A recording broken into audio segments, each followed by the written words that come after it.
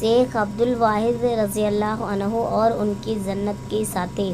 शेख अब्दुल वाहिद रज़ी अल्लाह अन्हु फरमाते हैं कि एक बार मैंने अल्लाह ताला से दुआ मांगी कि ए अल्लाह, आपको जन्नत में किसको मेरा साथी बनाना है, दुनिया में ही मेरी उससे मुलाकात करा दीजिए।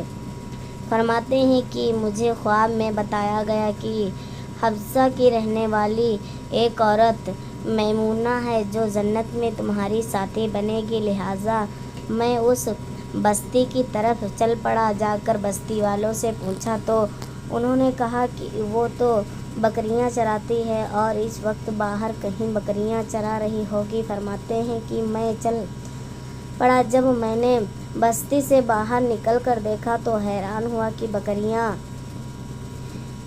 एक ही जगह पर चल रही हैं और इधर उधर भागती भी नहीं हैं, और एक औरत पेड़ के नीचे खड़ी नमाज पढ़ रही है।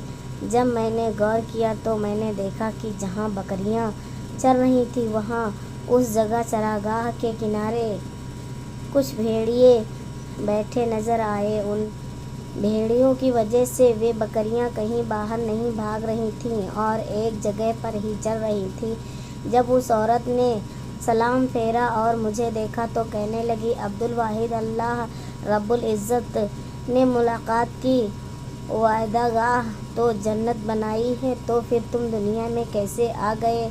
मैंने कहा कि मैंने दुआ मांगी थी जो अल्लाह रब्बुल इज़्ज़त के यहाँ कबूल हो गई, मगर मैं अब आपसे एक बात पूछना चाहता हूँ कि मैंने ऐसा मंजर तो कभी नहीं देखा कि आप नमाज पढ़ रही थी, बकरियाँ चल रही थी और भेड़िए बैठे हुए थे और वे बकरियाँ को कुछ नहीं कह रहे थे। मुझे इसका राज समझ में नहीं आ रहा है।